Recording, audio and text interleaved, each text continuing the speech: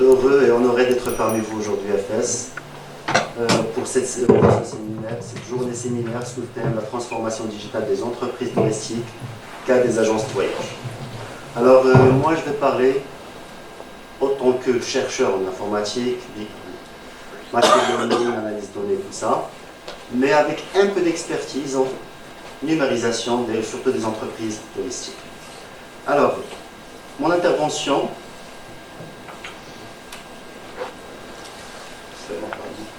alors ça sera, je vais démarrer avec un contexte et introduction, ensuite des mots-clés qu'on doit tous connaître, Big Data, Machine Learning, et après on doit parler des opportunités et perspectives et comment ça va influer, ça va changer notre façon de faire en tourisme.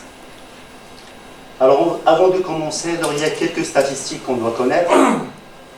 Premièrement, vous devez savoir qu'en 2018, on est arrivé à dépasser 4 milliards d'utilisateurs d'Internet. Vous devez savoir que 85% des internautes achètent en ligne. Juste aux États-Unis, on parle, ça c'est en 2017, 133 milliards de dollars. En France, en 2017, 38 milliards de dollars. C'est énorme, sachant que le budget... Alors, encore des chiffres. En 2019, on prévoit 83 milliards de dollars. D'euros plutôt. En 2019, en total, 2,7. Et c'est la première fois où les recettes e-commerce vont dépasser le total des revenus de toutes les sociétés de pétrole, gaz dans le monde. Et qui va doubler en 2021 pour atteindre 4 500 milliards de dollars. C'est impressionnant. On parle d'un gâteau que tout le monde veut sa part. Et on doit savoir que le tourisme, c'est le premier secteur e-commerce devant les services électroniques, le tout. Ça, sans parler des transactions B2B et les paiements sur place. Ça, c'est juste les transactions directes enregistrées dans les systèmes de paiement en ligne dans le monde entier. Vraiment, c'est le nouveau champ de bataille. Toutes ces guerres qu'on voit autour du pétrole, peut-être ça va maintenant vers le tourisme. Alors, les outils de cette guerre. Actuellement, il y a 132 millions de sites web enregistrés. Encore, 75% des sites web ne sont pas utilisables. Juste des gens qui ont acheté des noms de domaine. Donc on parle en total de 400 millions de sites web. Juste par jour, on a 3,5 milliards de requêtes sur Google de recherche. Pour y être dans cette guerre, il y a des armes qu'on doit maîtriser, qu'on doit intégrer. On parle de développement web, big data, intelligence artificielle, marketing, psychologie, des investissements que vous devez mobiliser. Parlons maintenant de quelques termes techniques qu'on doit connaître. Premier terme, big data, données massives, mégadonnées. Ce sont des termes qui représentent toute une nouvelle spécialité qui désigne l'ensemble des données devenues si volumineux qui dépassent l'intuition et les capacités humaines d'analyse. Et même, c'est des outils informatiques classiques. Pour comprendre c'est quoi le big data, revenons un petit peu en arrière. Alors, vers fin des années 70, on parlait de bases de données. C'est quoi? C'est un ensemble de données bien structurées, des tableaux, bien ciblés, qui parlent de quelque chose de particulier. Par exemple, on crée des tables clients, qui contiennent particulièrement les informations sur un client, ou sur un produit. Mais c'était justifié. Vous devez savoir, les années 80, on avait 4 mégaoctets de RAM. Vraiment, en stockage, on avait des disques durs de 50 mégas. Donc c'était justifié.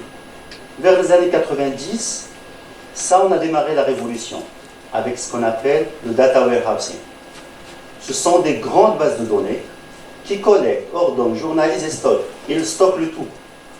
Même les annulations clients, même les dates de connexion, tout ce que vous pouvez considérer comme inutile, et les stocker. Donc début des années 90, on a démarré l'ère data warehousing. Alors, cette connexion de données, on les utilisait pour faire ce qu'on appelle le BI, Business Intelligence. pour essayer de prédire le comportement client. Mais ces données elles étaient vraiment limitées. Ça concerne une entreprise particulière.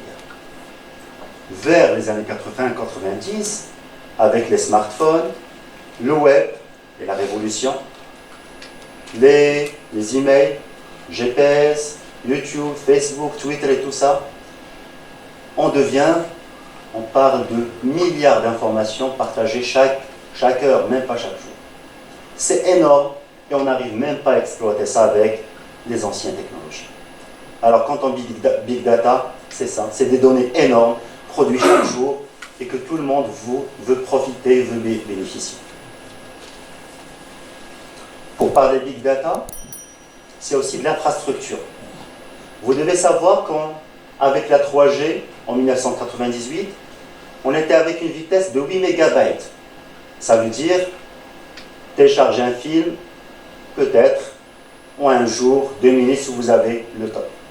On est passé 4G, 150 MB. Et quand je dis méga, c'est 1 million d'informations par seconde.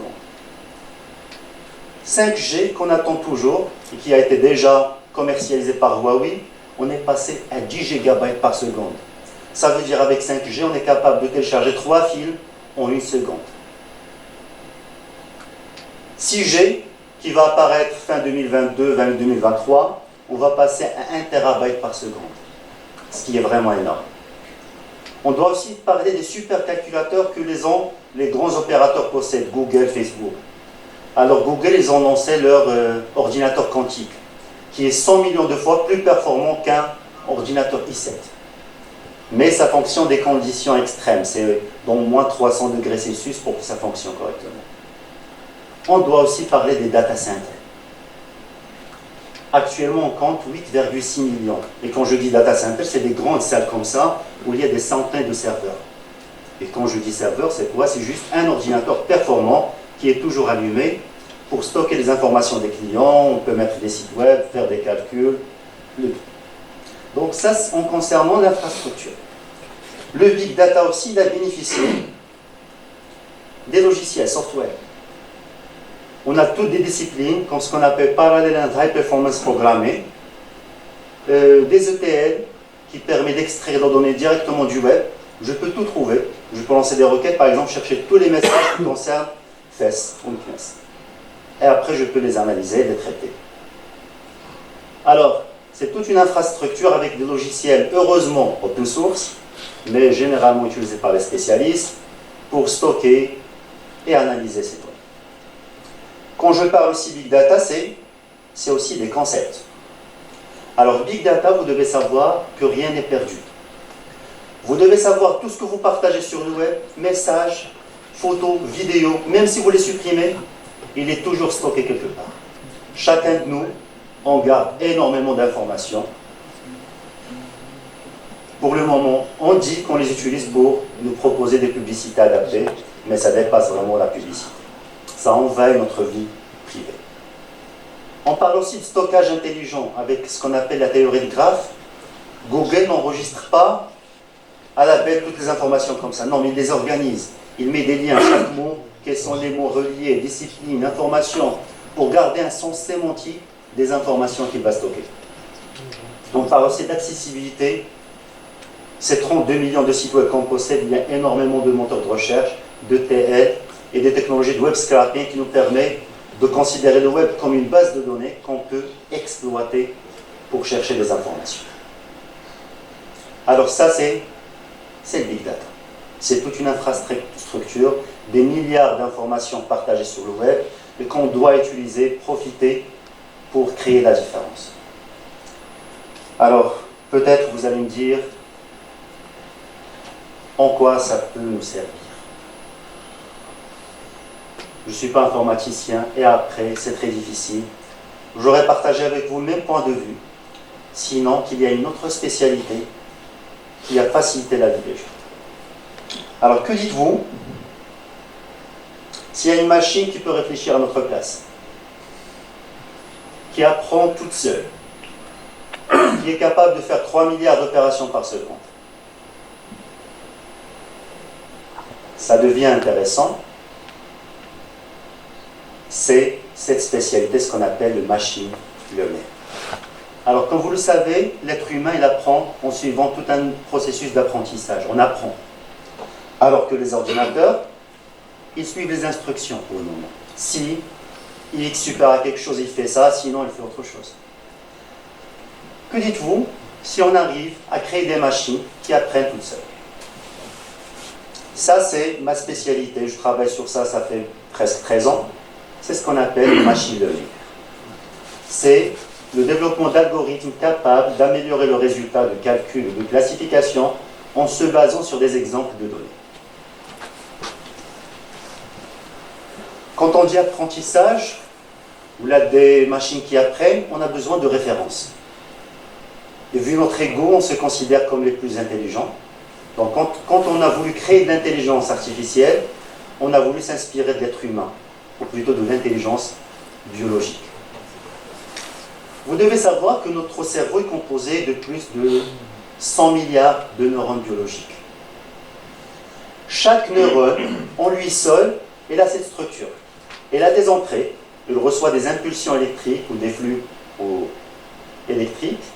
Il traite les informations au centre, après décide s'il va envoyer des informations, oui ou non. Donc, un seul neurone, lui seul, c'est une unité de calcul.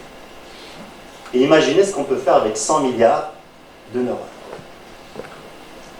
Alors, qu'est-ce qu'on a fait? Vers les années 1960, on a proposé la première modélisation d'un réseau de neurones.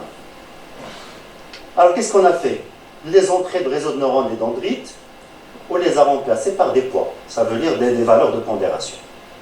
Les flux électriques qu'on recevait au cerveau, on les a remplacés par des valeurs numériques. Le noyau, le travail du noyau, rassembler les flux, on les a remplacés par des fonctions d'activation. On ne doit pas vraiment comprendre ça parce que c'est déjà programmé, ça existe et c'est facile à exploiter. De la même manière, un réseau de neurones biologique a été remplacé par un réseau de neurones artificiel. Je lui donne des valeurs numériques et après il me donne la décision. Si on veut plus d'explications, voilà un petit exemple.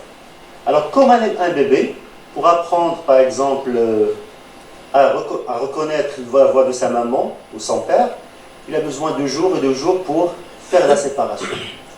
Son cerveau suit ce qu'on appelle un processus d'apprentissage. Même chose pour les réseaux de neurones, ce qu'on a fait, on fait ce qu'on appelle l'apprentissage par l'exemple. On donne à notre réseau de neurones des entrées. Quand on connaît la sortie, il va faire des calculs, sûrement il va faire des erreurs au début, mais il va les corriger parce qu'il a la sortie exacte. Il va apprendre lui aussi comme un neurone biologique et on va continuer notre apprentissage jusqu'à ce qu'on réduit l'erreur au maximum. Alors vous devez savoir, ces réseaux de neurones, théoriquement sont apparus vers 1960, mais on n'avait pas d'ordinateur pour les exécuter. Début des années 2000, on travaille énormément avec eux. C'est comme un jeu d'enfant, tout le monde peut utiliser. Je vous donne un exemple. Alors, vous connaissez tous le Forex, le marché de change. Alors, chacun de vous achète des devises à chaque jour. Alors, ça, c'est les variations entre 2014 et 2016. Si on zoome sur cette partie, vous voyez que chaque jour, ça change énormément. Est-ce qu'on peut utiliser le machine learning pour prédire cette évolution? Je vais vous dire ce qu'on a fait. Tout simplement, on a récupéré les informations de 3 ans. On les a données à un réseau de neurones pour faire l'apprentissage. Et ça ne nécessite pas des connaissances en informatique. Vous pouvez faire ça soit avec si vous avez un informaticien, Python ou R, sinon vous pouvez faire ça sous Excel. Vous donnez les informations au réseau de neurones, il va apprendre tout seul, et vous voyez les résultats. Ça, des résultats que j'ai trouvés avec mes étudiants, ça fait 2 semaines. Vous voyez en bleu les variations réelles, et en rouge les variations qu'on a prédites. Ça donne vraiment une idée sur les variations. Un deuxième exemple, encore plus simple. Vous connaissez les chargés de clientèle qui sont chargés de traiter les dossiers clients, donner un crédit ou non. Alors, ce qu'on a fait, on a collecté les données de 2 ans. Les dossiers avec les informations que les chefs d'agence utilisent, avec la décision à la fin. On avait donné ces informations à un réseau de neurones, on a généré un réseau de neurones. Après, donnez-moi un nouveau dossier, Le réseau de neurones va faire le traitement, à la fin, il va me dire la décision. Est-ce qu'on va donner le cri B, oui ou non? Et ça, avec une précision de 99%. Ça, c'est le traitement automatique grâce au réseau de neurones. Alors, ça, c'est le réseau de neurones artificiel, inspiré des réseaux de neurones biologiques. OK? C'est basé sur des statistiques. Non, ce n'est pas des statistiques. Si vous prenez ce qui a été fait dans le passé. Non. Alors, ici, au machine learning, on n'utilise pas des if, des conditions si ou non. C'est comme un réseau de neurones biologiques, on apprend. OK? Si vous voulez, je vous montre après la théorie qu'on utilise. C'est des théories d'apprentissage. C'est comme les réseaux de neurones biologiques dont on a déjà parlé. Alors, notre cerveau, il ne fait pas des if. C'est des flux électriques avec des neurones qui apprennent. On a fait la même modélisation. On a des neurones qui apprennent à partir des expériences. On fait ni if ni condition. Des inconnus et des fonctions. Non, on n'essaie pas de trouver des inconnus, mais on fait par exemple des pondérations. Vous connaissez les heuristiques? Non. Non. On va en parler si vous voulez dans la pause, ok? Donc il n'y a pas de condition, c'est un apprentissage pur. Donc on ne fait rien, on ne programme rien, c'est juste, on donne les données et l'algorithme est capable de faire de la prédiction. Alors là, on a vu deux exemples, Forex et peut-être l'assistance ou l'aide à la décision en marketing pour les banques. Parlons un petit peu maintenant Big Data et Machine Learning pour le tourisme. En quoi ça peut nous servir? Alors, on doit séparer sur trois niveaux. Niveau prévisionnel et stratégique, niveau organisationnel et niveau opérationnel. Alors, quand je parle du niveau stratégique, ce sont des études qui doivent être menées peut-être par l'association, par la région, la ville.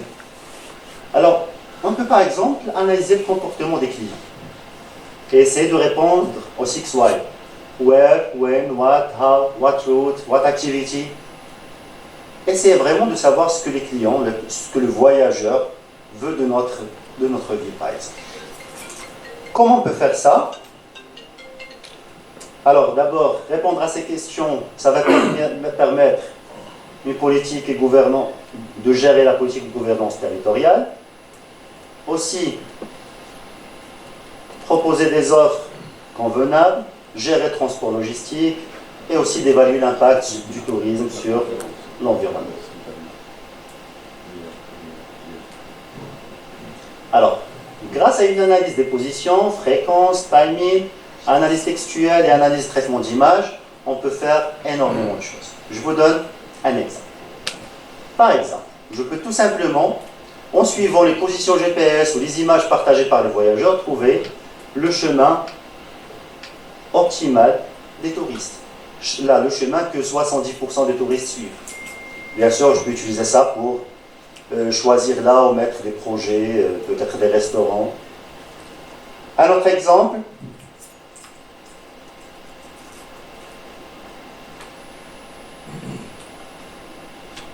Pardon. Alors, un autre exemple, je peux par exemple tout simplement trouver les heures de pointe dans chaque partie de la ville, l'heure, là où il y a plus de clients. Je peux aussi, par exemple, juste en récupérant les positions des photos partagées sur Flickr ou sur Instagram, de savoir les lieux d'attraction, ce qui intéresse vraiment les touristes. Je peux aussi facilement localiser par thème, par exemple, trouver là où il y a le coucher de soleil préféré d'un touriste. Par exemple, trouver là où il y a du street art. Et bien sûr, ça, c'est des analyses automatiques. Par exemple, un deuxième exemple, on a récupéré tous les commentaires sur TripAdvisor où il y a les mots-clés taxi et Marrakech. Ça, c'est un travail qu'on a fait en 10 minutes. Là, vous voyez le niage des mots. Alors moi, en tant qu'informaticien, ça ne me dit pas grand-chose, mais pour les spécialistes, peut-être ils vont trouver quelques mots-clés qui vont les aider à faire plus d'analyse. Bien sûr, il y a des types d'analyse plus avancés que vous pouvez exploiter. Alors jusqu'à maintenant, on a tout simplement synthétisé le maximum d'informations sur les clients grâce aux réseaux sociaux, Google, Booking, commentaires, ainsi de suite. Et on a vu que ça va nous permettre de prédire le comportement des voyageurs, choisir les bons lieux pour les bonnes activités, proposer les offres les mieux adaptées, les publicités, ainsi de suite. Bien sûr, vous, en tant que professionnel, vous serez mieux placé que moi pour savoir comment intégrer ces technologies. Alors jusqu'à maintenant, on a parlé du niveau stratégique, des études qui doivent être menées peut-être par la région, peut-être par l'association. Parlons maintenant au niveau opérationnel. Ce que vous pouvez faire en tant que professionnel ou en tant que voyagiste. Alors, je vous propose de démarrer avec 3 mots-clés. La visibilité, l'attractivité et la réputation. Alors, parlons de la visibilité. En tant que professionnel de tourisme, vous devez être présent d'abord sur le web. Si vous n'avez pas les ressources, démarrez par les réseaux sociaux. Facebook et Instagram, ils peuvent vraiment être une interface accessible par tout le monde, que tout le monde visite. Je connais plein d'agences de voyage qui ont profité de Facebook au maximum pour augmenter leur chiffre d'affaires. Si vous voulez, il y a aussi les plateformes de tourisme. TripAdvisor, Expedia, Get Your Guide. Pourquoi pas proposer des offres innovantes et les ajouter à votre catalogue. Pourquoi pas un site web? C'est pas trop cher actuellement. Vous devez savoir qu'il y a plusieurs types. Il y a ce qu'on appelle les sites statiques. Ça veut dire un site web carte visite, où il y a juste vos informations, adresses essentielles, vos références. Ok, c'est un site web. Si vous voulez le modifier, vous devez toujours faire recours à un développeur. Mais ça ne coûte pas cher. C'est entre 1000 dirhams, 2000 dirhams, une belle template. Ok, mais c'est statique. Si vous voulez changer le contenu, vous devez toujours chercher un informaticien. Il y a des sites web dynamiques. Les sites web dynamiques, c'est un petit peu plus cher, pas vraiment. On parle de 5000 dirhams, les alentours de ça, que vous pouvez vous-même changer le contenu, ajouter le contenu, supprimer, modifier. Et quand je dis 5000 dirhams, ça, on parle plutôt des opérations basiques. Vous pouvez aussi passer vers un site web e-commerce.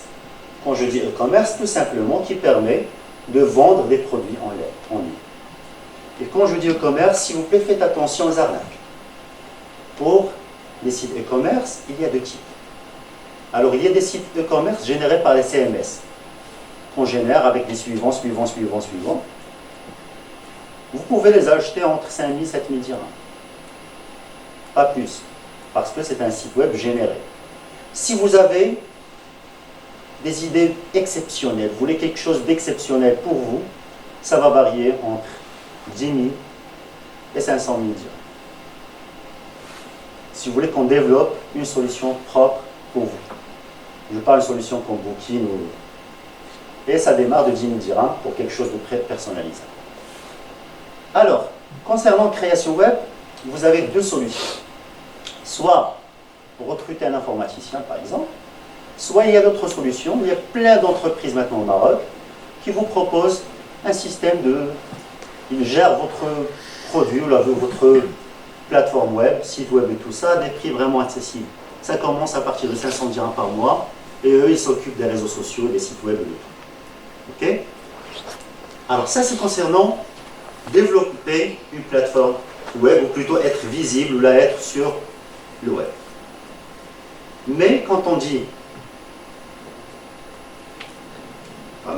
visibilité, on parle de 130 millions de sites web et des centaines de sites web qui offrent les mêmes services. Et vous devez savoir quelque chose de très important, c'est que 80% des internautes ne dépassent pas la première page ou la deuxième de Google. Si vous n'êtes pas dans les 2 premières pages, c'est inutile. Donc c'est un vrai défi, le référencement. Alors le référencement, faites attention, référencement naturel ou SEO, Search Engine Optimization, il englobe l'ensemble des méthodes et techniques qui visent à positionner les pages web de votre site internet dans les premiers résultats naturels des moteurs de recherche. C'est toute une spécialité et ça ne nécessite pas un informaticien. Il est de préférence celui qui va gérer le SEO, qui soit un professionnel dans la spécialité. Alors, il y a quelques notions qu'on doit connaître. C'est le page ranking. Ça, c'est le système d'évaluation Google qui a été démarré fin des années 90. on donne à chaque site web un score. Ok? Ce score, il est calculé à partir du nombre des liens entrant vers votre site. Plus il y a des sites web de valeur qui pointent sur vous, plus vous avez un score plus intéressant.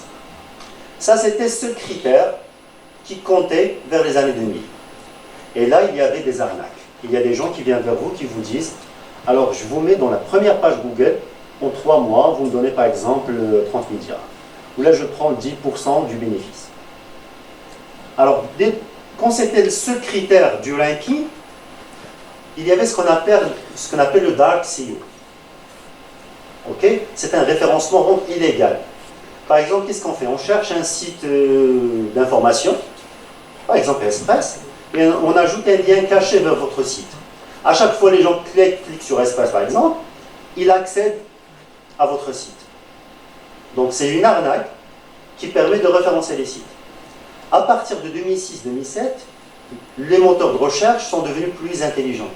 Ils arrivent à détecter ça et ils peuvent vous pénaliser. Alors, pour vous dire la vérité, pour référencer un site web, ça nécessite minimum entre 6 et 12 mois. Et ça nécessite un vrai investissement. Quelqu'un qui travaille chaque jour sur le référencement. Il essaie de vous mettre... Alors, je vous donne quelques exemples. Pour référencer votre site web, premièrement, démarrez avec... Qu'est-ce que vous voulez? La cible de votre... Comment c'est la merci. Alors, vous devez démarrer par déterminer la cible de votre offre. Qu'est-ce que vous voulez vendre? À partir de ça, vous devez choisir les mots-clés de votre site web. Et quand vous voulez choisir les mots-clés, évitez les grands challenges. Ça veut dire, quand je parle de référencement, il y a des mots-clés. Par exemple, je n'essaie pas de me référencer avec le mot-clé hôtel. Je ne vais pas me battre avec des établissements hôteliers qui ont 20 ans d'expérience. Mais je vais peut-être chercher des mots-clés sympas, boutique hôtel, okay? Un truc qui n'est pas vraiment beaucoup trop cherché, mais qui est spécial. Et je vais essayer de me référencier sur ce terme. Deuxième chose, en se basant sur les tendances. Par exemple, début des années 2000, tout le monde cherchait hôtel de luxe. Actuellement, personne n'utilise le mot luxe. Donc vous cherchez sur Internet quels sont les mots tendances et vous les mettez dans votre site web.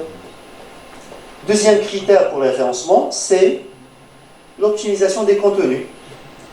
Mettez un contenu riche, thématique. Chaque page, il doit parler d'un sujet bien particulier. Parce que les robots Google, ils ne sont pas tellement intelligents. Ils essaient de savoir quel est le contenu de cette page. Et ils génèrent des mots-clés à eux. Donc, n'essayez pas de mettre beaucoup d'informations, plusieurs thèmes dans la même page, mais thématisez vos pages web. Il faut aussi inclure des mots-clés trop cherchés. Par exemple, vous êtes hôtel à Fès ou l'agence voyage à Fès, insérez peut-être Walili, Karawiyin, mettez des mots-clés que les gens peuvent chercher, ça va aussi améliorer votre référence. Aussi, il reste un petit peu la partie technique, soignez les balises HTML, réécrire les URL, éviter des URL comme ça, 1, 2, 4, 5, et plutôt mettre des termes, ou des noms de pages réels qui signifient ou qui représentent le contenu de la page. Alors, il y a aussi ce qu'on appelle le backlinking, les liens qui rentrent vers votre site web. Pour faire ça, vous devez aussi penser à créer des pages Facebook où il y a toujours des liens sur votre site web. Vous cherchez des partenaires, peut-être que tous les agences de voyage, vous partagez vos liens. Ça va vous permettre de vous référencer. Alors, pour le référencement, on doit faire attention qu'il y a un référencement peut-être personnel pour chaque agence, mais vous devez penser au référencement de la ville de Fès. Par exemple, si je tape Riyad sur Google, automatiquement, je n'ai que les Riyad de Marrakech. Ensuite, les Riyad de Souera. Alors que la majorité des Riyad, c'est déjà Fès. Alors vous devez penser, en gros, à créer par exemple une cellule ou lancer un projet pour gérer le référencement de Fès d'abord, sur des mots-clés bien particuliers. Et vous devez aussi travailler sur votre référencement personnel. Lui aussi, il va augmenter le référencement Fès. Alors, deuxième mot-clé, la réputation. Alors, Internet est un espace public où l'on se doit être attentif à son image. C'est ce qu'on appelle la réputation. Alors, il est fortement recommandé de savoir ce qui se dit sur vous. Cela vous permettra de mieux contrôler votre image et de réagir pour récupérer un client fâché. Pour faire ça, ce n'est pas de la magie. Il y a énormément de possibilités qui sont vraiment gratuites. Alors, il y a des outils tels que Alerty, Mention, Google Alert, qui sont lancés 24 heures sur 24 pour chercher, à chaque fois qu'on vous mentionne, voilà ce qu'on dit de vous. Vous pouvez même chercher un expert qui va vous donner un rapport chaque semaine. Voilà le plus, voilà les avantages, voilà ce qu'on dit de vous, voilà les mots-clés que vous devez chercher. Donc, pensez un petit peu. Alors, il y a d'autres technologies dont on doit parler. La réalité virtuelle, la réalité augmentée, les chatbots sont des technologies à la portée que tout le monde peut utiliser. Ils ne sont pas vraiment trop chers. Alors quand je dis réalité virtuelle, c'est ces casques que je peux utiliser pour présenter une expérience à mon client avant de venir. C'est un environnement virtuel. Il y a aussi ce qu'on appelle l'augmented reality. Par exemple, pour des riads ou des souks, juste en pointant l'appareil photo du téléphone, il est capable de détecter les points d'intérêt. Voilà bazar, voilà restaurant. Il y a aussi les chatbots. Dans votre site web, au lieu de recruter un chargé de clientèle qui va répondre aux messages, un chatbot que vous pouvez ajouter, il va discuter avec les gens comme un être humain. Vous pouvez par exemple l'acheter en ligne à 20 € par mois. Et vous avez un chargé de clientèle 24 heures sur 24. Malheureusement, ça n'existe pas encore en arabe, mais déjà français, anglais, c'est disponible. Je vous ai parlé d'énormément de notions. C'est un petit peu trop, je sais, pour 30 minutes. Mais je suis à votre disposition si vous avez des questions pour discuter comment on peut utiliser toutes ces technologies pour démarrer ou pour notre transformation numérique. Je vous remercie énormément pour votre attention.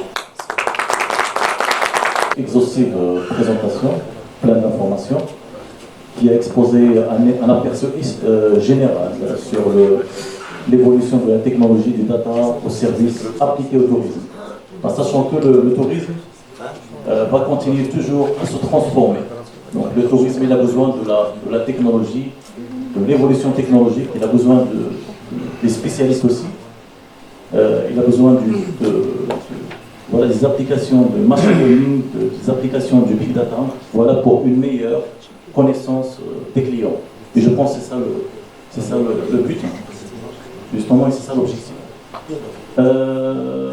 Voilà, je propose pour l'organisation de ce séminaire, après chaque présentation, d'ouvrir la session questions-réponses. Donc, je pense qu'on aura un quart d'heure pour vos questions. C'est Omar Richard. Donc, si vous avez des questions. Calcul mathématique, des hypothèses, des inconnus, et à la fin vous arrivez à un résultat que vous avez prédit à partir de ces données de départ. Dans les maths, qu'est-ce qu'on essaie de trouver? Un modèle pour répondre à une problématique. Donc on a un modèle avec des x et y, et j'essaie de trouver les x et les y. En réalité, 99% des situations et des cas, il n'y a pas un modèle mathématique qui peut résoudre un problème. Mais qu'est-ce qu'on a? On a des données. Et avec les données, on connaît les sorties, on a un historique. Donc on s'est inspiré des neurones biologiques, leur façon de faire. On les a modélisés, on n'essaie pas de trouver les x. On essaie de trouver un réseau, c'est toute une boîte noire qui suit un apprentissage comme neurone biologique. Ok? Oui, c'est exactement comme neurone biologique. Il ne stocke pas les valeurs, il ne fait pas des if. Ok? Si vous voulez, je vais vous montrer avec eux. Si vous voulez. Par exemple, le cas d'un crédit, vous avez dit, ils ont des critères d'approbation du dossier ou pas. Donc c'est des if. Je vais vous répondre. Des fois, on trouve un client qui a par exemple 4 000 dirhams de salaire, on refuse de lui donner un crédit. Et quelqu'un avec 3 500 lui donne le crédit. Comment on va programmer ça? Ça dépend d'autres critères. Exactement. Alors c'est ce qu'on appelle les critères parallèles. Voilà. Alors ces critères parallèles, c'est très difficile à programmer avec des if. Mais l'être humain est capable de faire une analyse, peut-être. Ok, c'est juste un exemple. Bien sûr, les réseaux de données, on les utilise pour des situations plus compliquées. Par exemple, le cas d'analyse des informations clients, j'ai 900 colonnes. Pour faire des if, c'est presque impossible.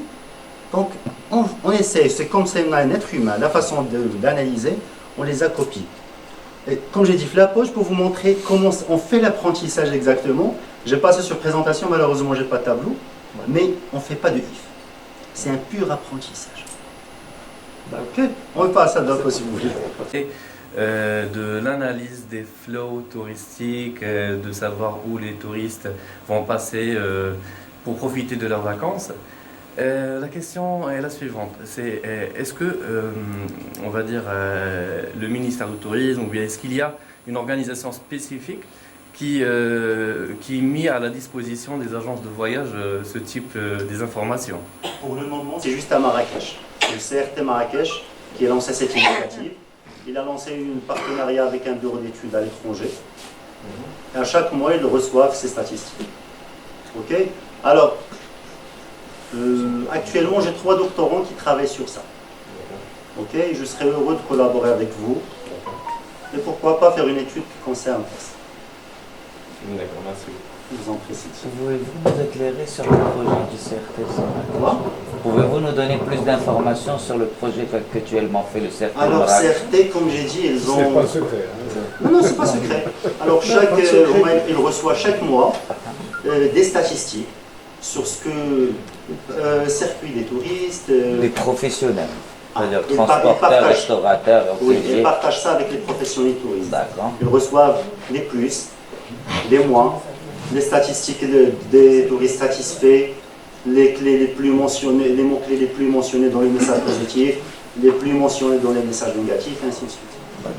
Donc chaque mois, les professionnels de tourisme à Marrakech reçoivent ces statistiques. Pour une analyse. Pour une analyse, comme j'ai dit, peut-être pour choisir les mots-clés pour le référencement. Malheureusement, peu de gens exploitent ces informations pour s'améliorer. Pour le moment, ceux qui profitent, c'est ceux qui ont un département informatique. Mais comme j'ai dit, il y a énormément d'entreprises qui peuvent faire l'accompagnement vraiment avec des prix tellement accessibles. Vous n'avez qu'à chercher sur Internet, Casablanca, Rabat, énormément d'entreprises. Juste une petite question. Il est certain que, d'après mes connaissances, il est certain que notre administration de tutelle est là, et je pense que M.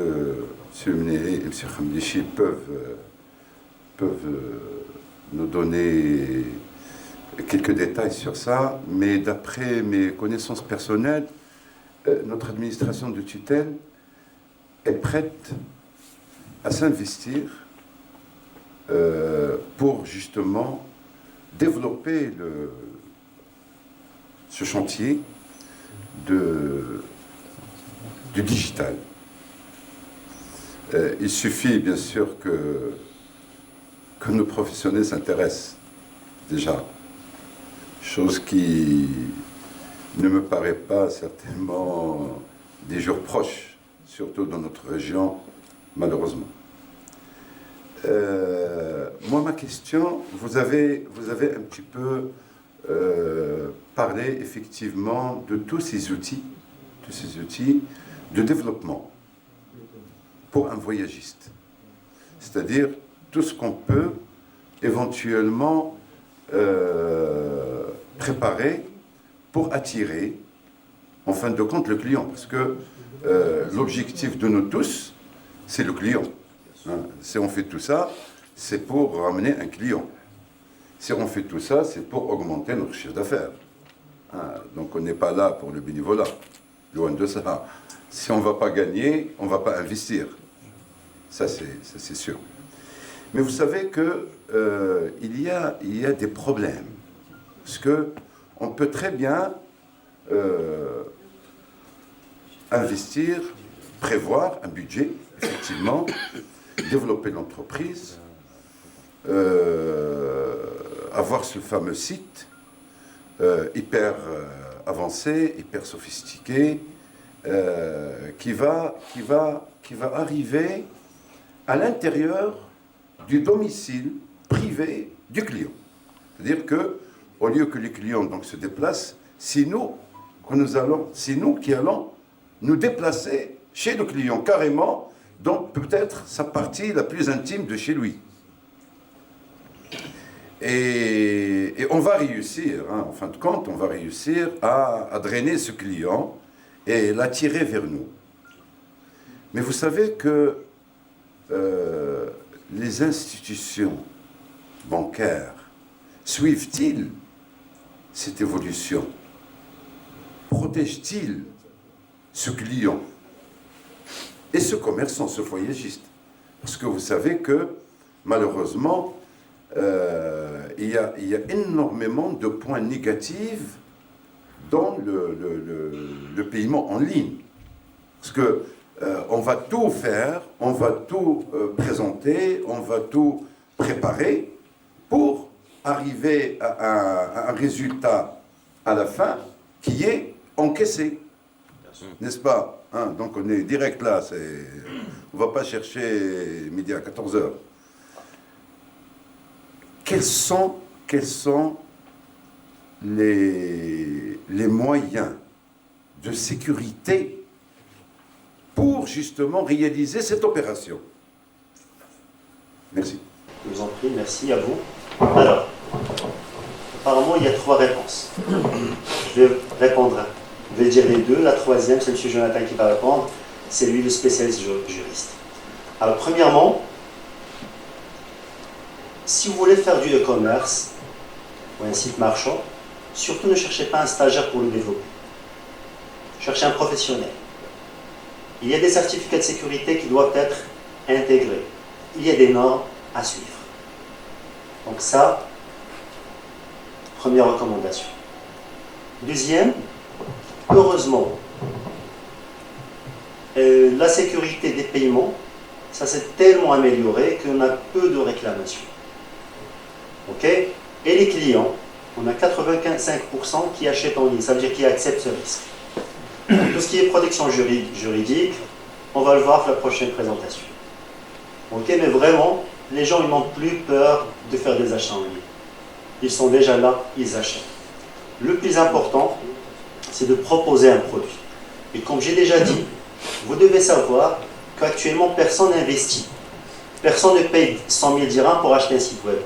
Vous n'avez qu'à chercher des professionnels. Ils vont vous préparer ou développer la plateforme gratuitement pour vous. Et vous pouvez négocier avec eux. Soit par exemple pourcentage bénéfice, soit des paiements mensuels qui ne sont pas vraiment énormes. Si ça fonctionne, c'est bon. Sinon, vous n'avez rien perdu. Mais surtout, je vous recommande, n'investissez pas dans des projets où vous allez peut-être dépenser 50 000 ou 100 000 dirhams pour une application web que personne ne va consulter. Ok? Pensez à des services comme ça. Ok?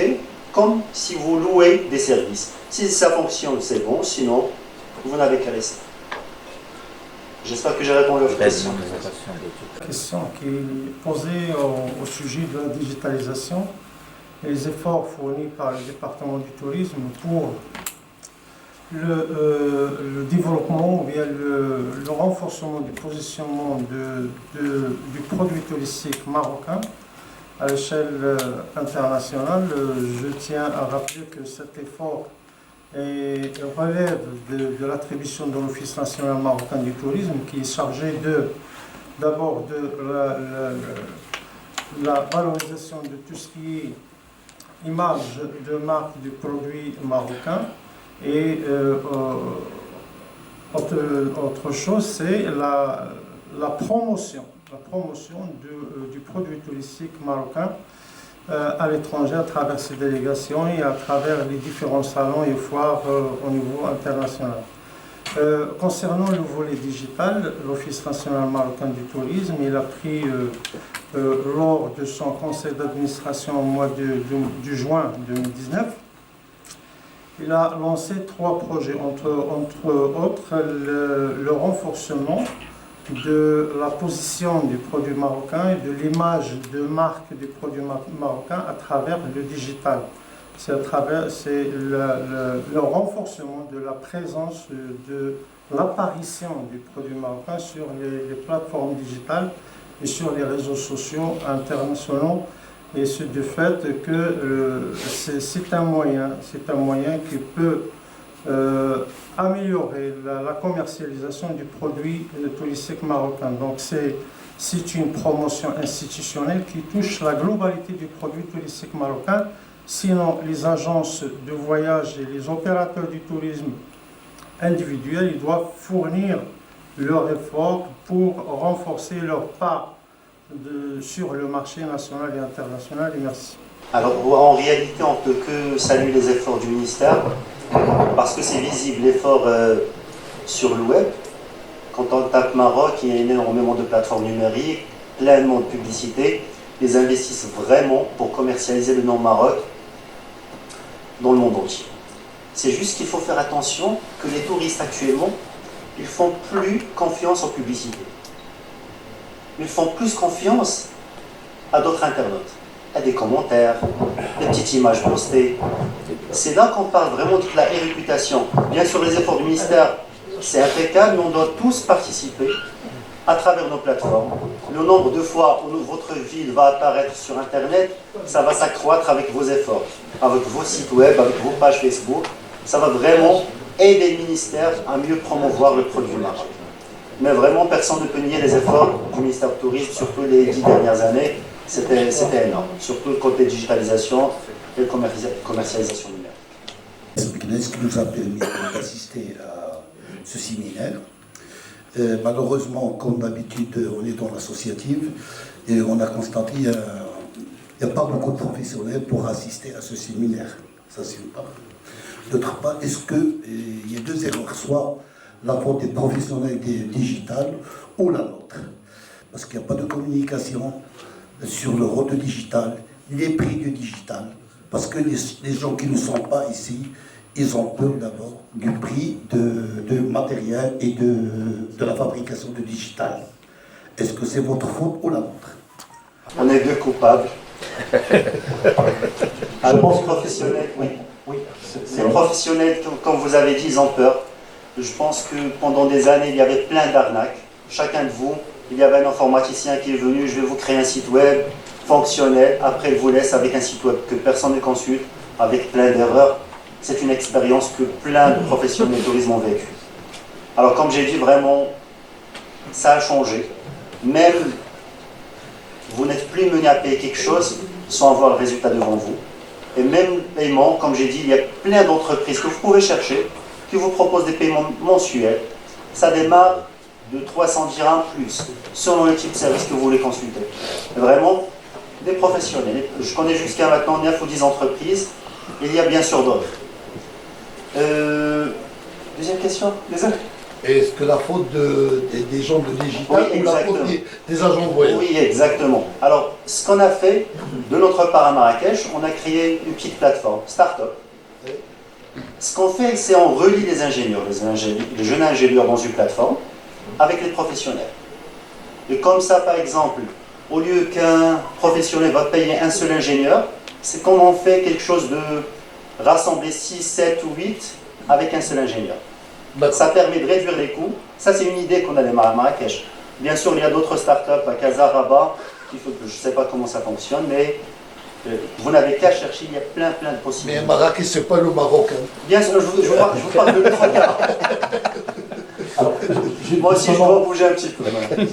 Justement, en parlant de ça, c'est la responsabilité. On est tous responsables de ça.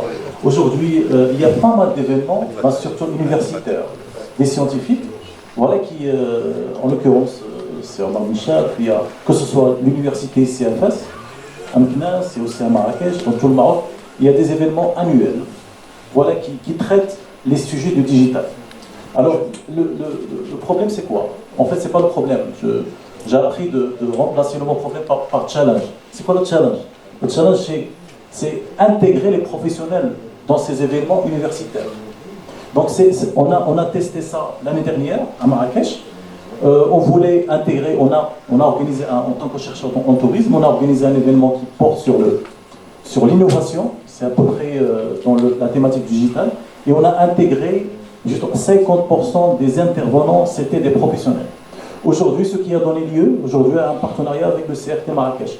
Et je pense que ça peut donner lieu aussi à voilà, à une synergie interrégionale entre votre association, entre l'association par exemple de la région de Marrakech, d'Agadir, etc., etc.